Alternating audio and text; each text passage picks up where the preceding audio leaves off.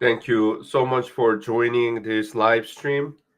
Today is July 16th, 17th, Thursday, 5 p.m. Central Time.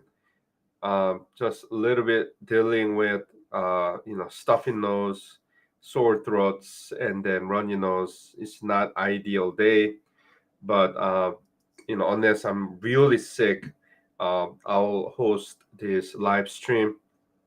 Hopefully, I can do a full 30 minutes as long as I don't cough excessively. So, our lovely Scottish fold cat, her name is Rosie, decided to join us. She's sleeping by the window, as you can see. She just woke up. Do you know why?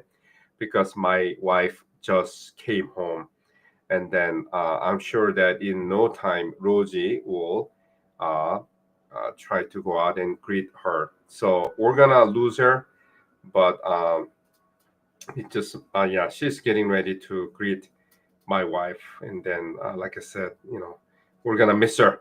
But anyway, thank you so much for joining this live stream. Every Thursday, 5 p.m. Central Time, I host this TikTok, YouTube, and then Instagram live stream.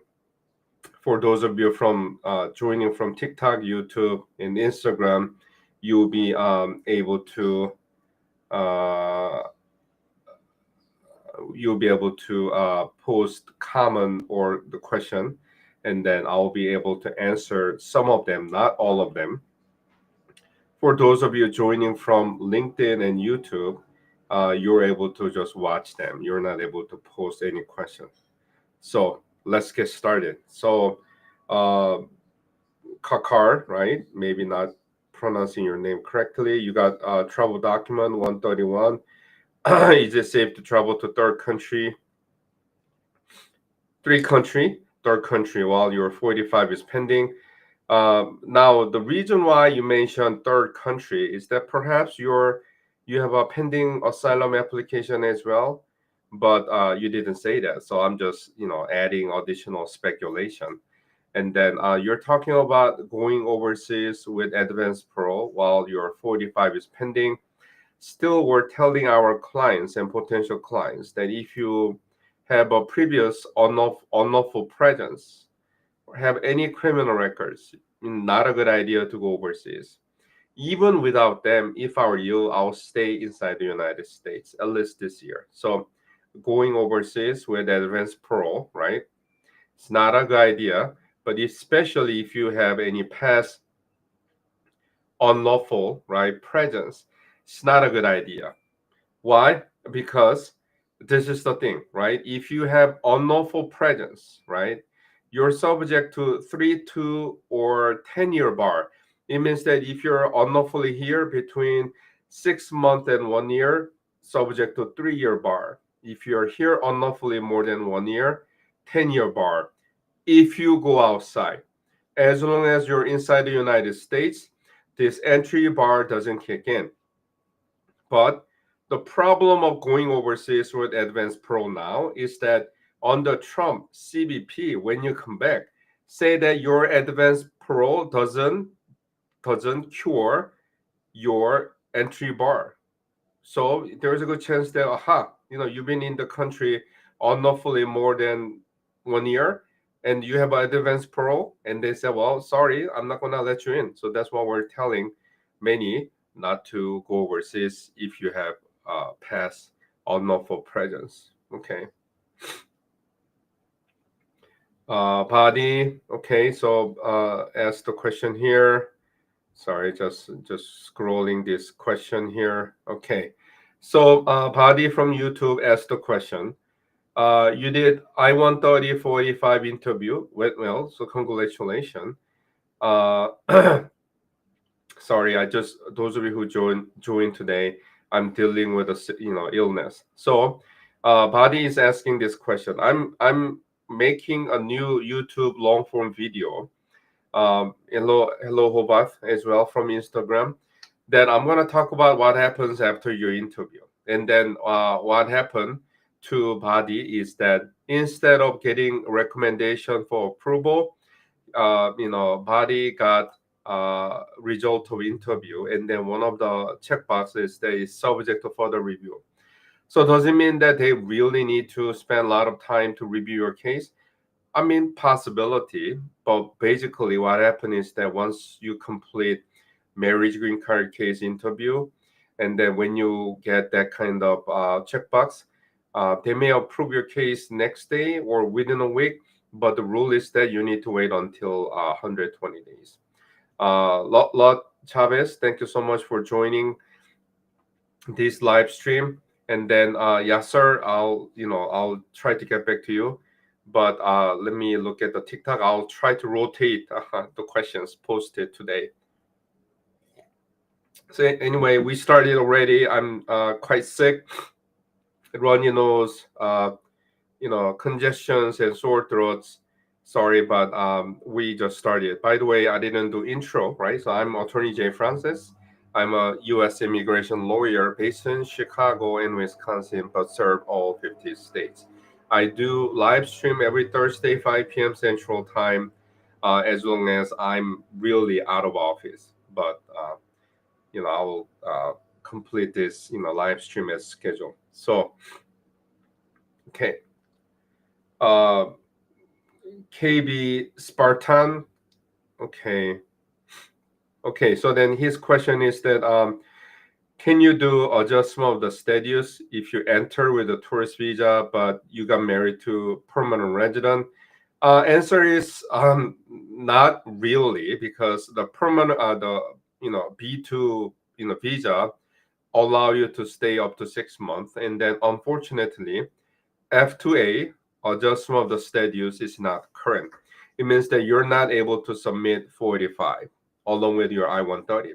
So your spouse may file I-130 petition for you, but you need to wait a little bit, quite some time, right? More than 1 year. It can be 2 years uh, to apply for adjustment of the status. So probably you need to go back to your home country.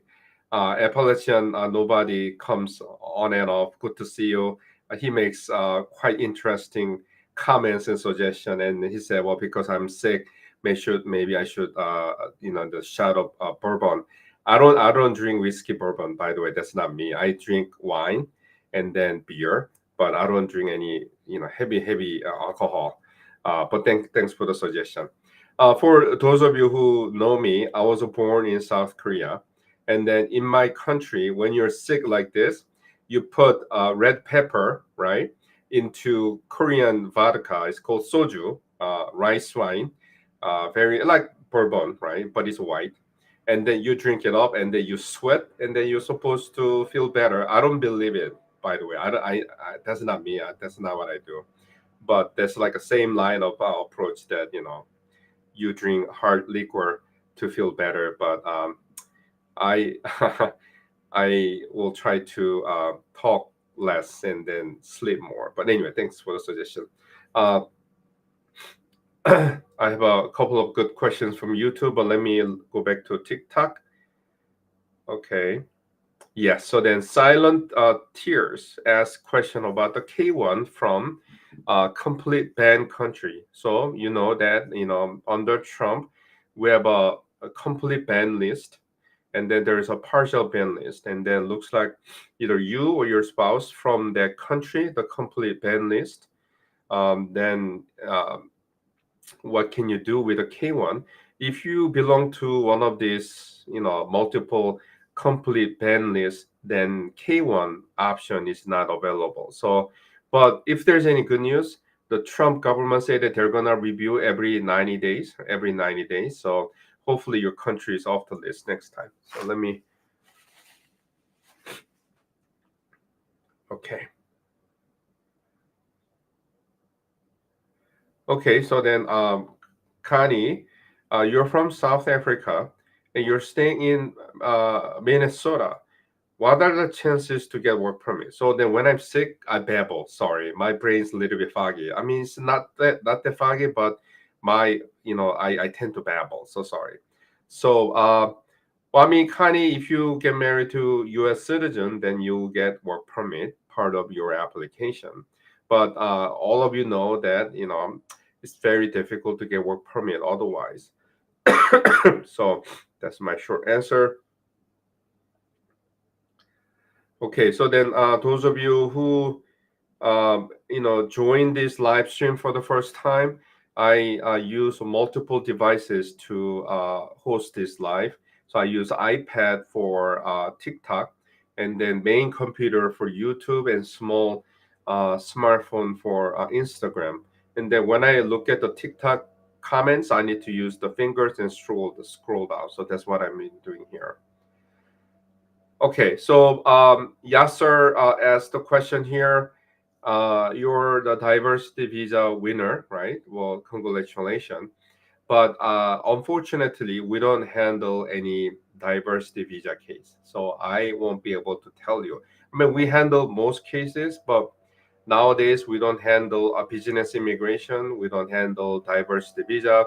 We don't handle student visa or tourist visa. I mean, there's so much we can handle, and then we decided to specialize in certain types of cases. Family, humanitarian, the removal defense, and then that's what we do, marriage base as well.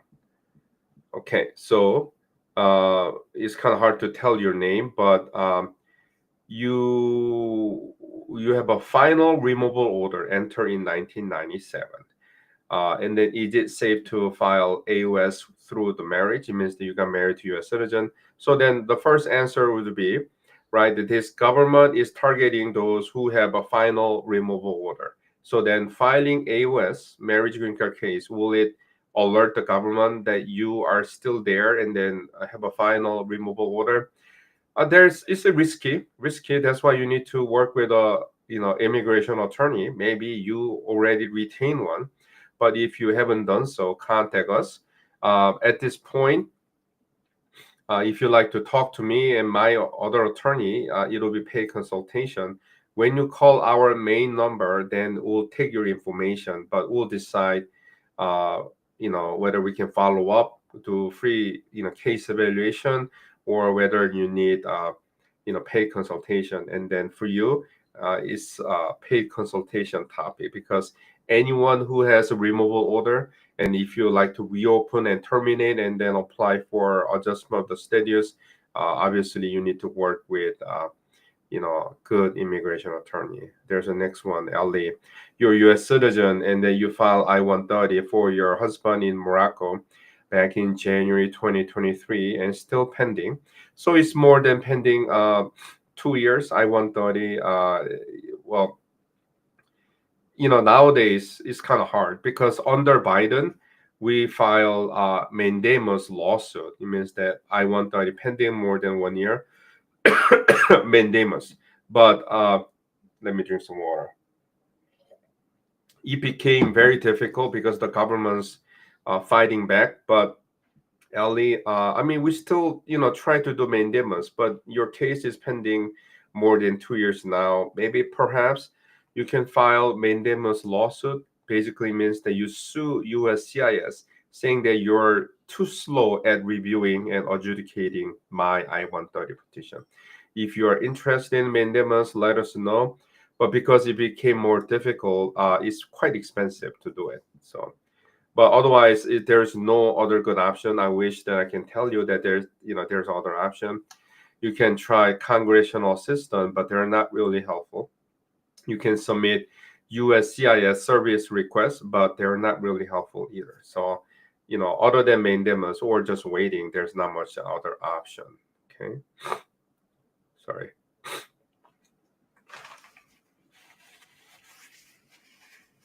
Yes. So I have a good question from TikTok, but sometime today, it's kind of hard to know what's the username. So this is the username. So sorry, it's just like username, but it's not a name. It's a hand gesture. He has really interesting questions. It's about the denaturalization. Okay. Now, so according to this user's inquiry, right? Um, he had criminal records, and that some of them is regarded as a criminal. The record, crime of moral turpitude. It means that it has some negative intent to it. So, for example, like a domestic battery, right? Hitting the spouse or girlfriend has some intent. It's not just physical violence. There's a like intent of hurting other people. So it's like a simit or shoplifting, right? When you take some item without authorization, there's an intent, right, to steal something, right? So it's called crime of moral turpitude. We call it simit. And then according to this user, right, fully disclose this simit in his uh, maybe adjustment of the status and naturalization application. And he's worried whether he could be subject to denaturalization. It's hard to tell if you look at the June 11 DOJ memo. There's more than 10 ground for denaturalization, but one of the items is that if you're charged for criminal records at any time, you could be subject to denaturalization. I mean, on the ground, maybe, but will they do it? Uh, I don't think so, but I'm not USCIS. I'm not DOJ, so I'm not sure. But it's a challenging time. Okay, so Lu Chavez, right? You and then your spouse is U.S. citizen, okay, and then your conditional resident. You submitted 751 2 months ago, okay.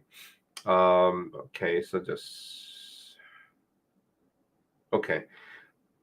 I see. I mean, your conditional resident, whether you overstay your visa previously or not, should not matter. I mean, your conditional resident. So I don't know whether your question is about going overseas as a conditional resident. The conditional residents are, who are married less than 2 years when USCIS approve your AOS application.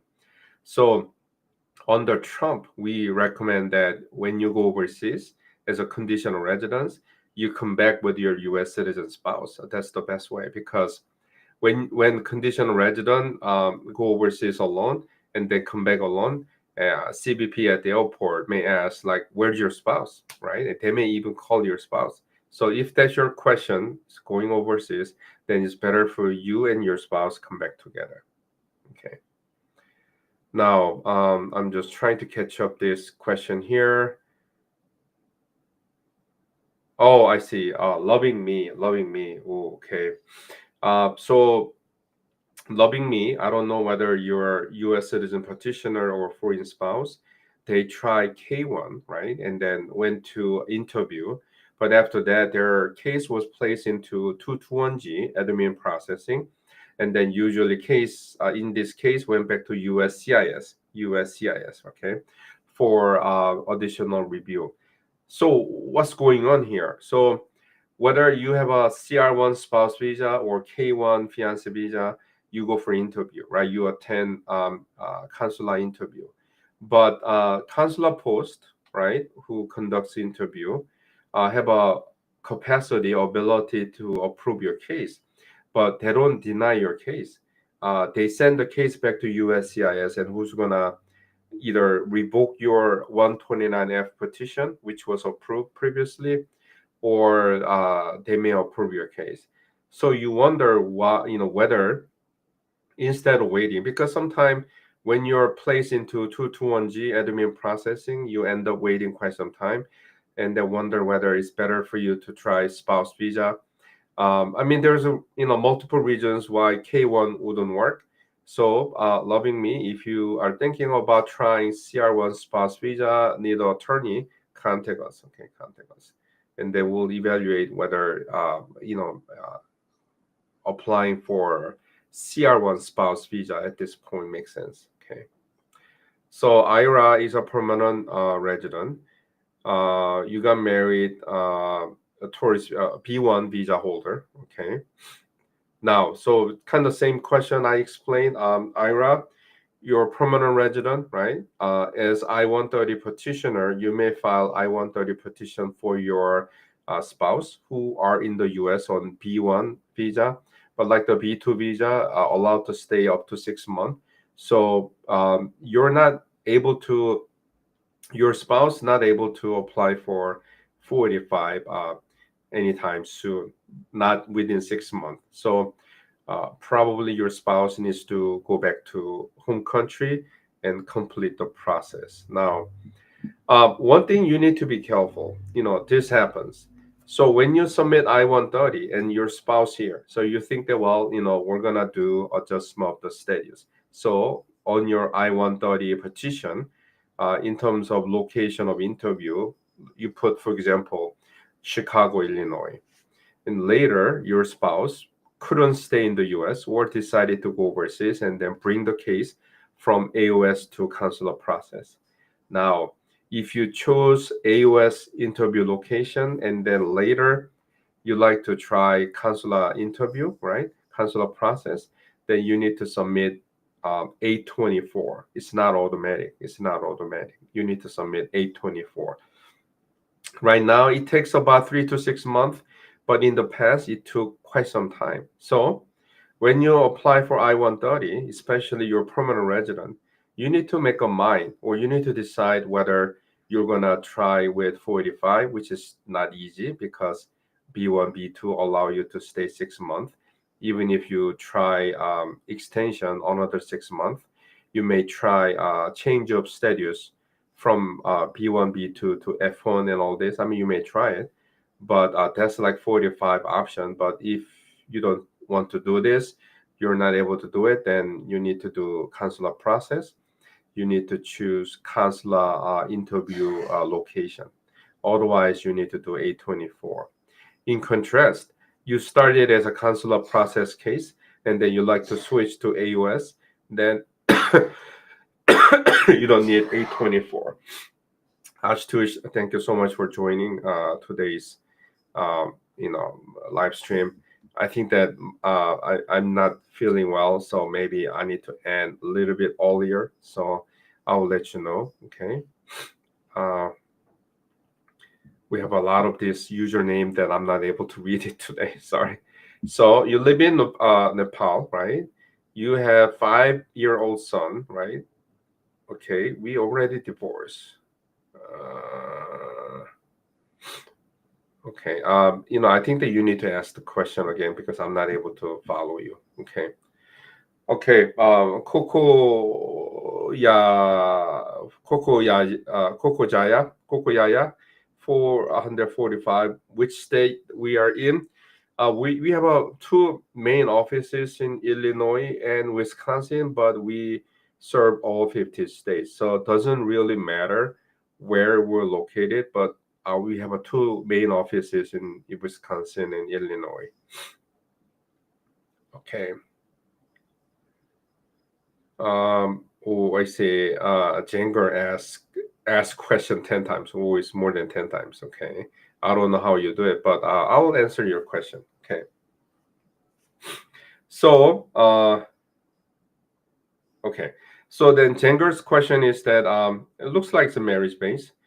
They approve your I-130, but deny your 45. They don't deny 45 usually. I mean, they may, but they usually issue notice of intent to deny, right? Or you may be subject to 601. And then, so when your 45 is denied, then is it better to refile everything? Or if you are subject or eligible for 290B, motion to appeal, right?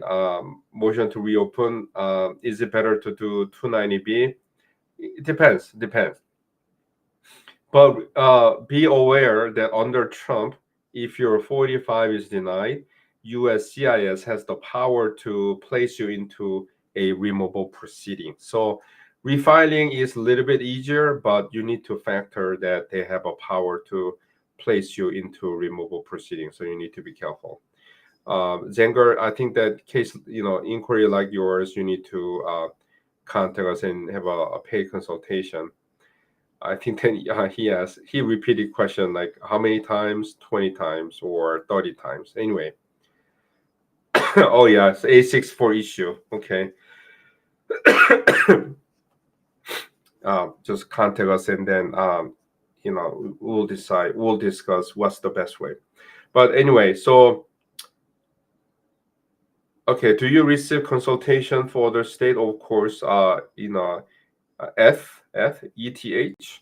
So not only consultation, but we do nationwide representation and global representation too, because as you know, our spouses and the fiance parents are overseas, right? So we cover all 50 states and plus. Okay, so thank you so much for joining live stream. Sorry that I'm still, very ill. I wish that I'm better than this, but this is what I have. So thank you so much for joining live stream from TikTok, YouTube, and Instagram. Uh, Ashutosh, I'm your client, so you have the final say. So he asked the question: Is marriage green card case interview difficult under Trump? Our cases, not really. We make it happen. So don't worry, Ashutosh, you're under good hands. Okay, we have a high success rate when it comes to family marriage based cases and all others as well. Anyway, so let me wrap it up. Thank you so much for joining live stream. I do this every Thursday, 5 p.m. And then, for those of you joining from TikTok, YouTube, and Instagram, and then LinkedIn, Facebook, thank you so much. Because I'm dealing with the illness, I'm gonna end it a little bit, shorter than usual. But once again, thank you so much for joining this live stream, and peace be with you until next Thursday. I'll be making a YouTube long form video about what happens after your marriage green card case interview.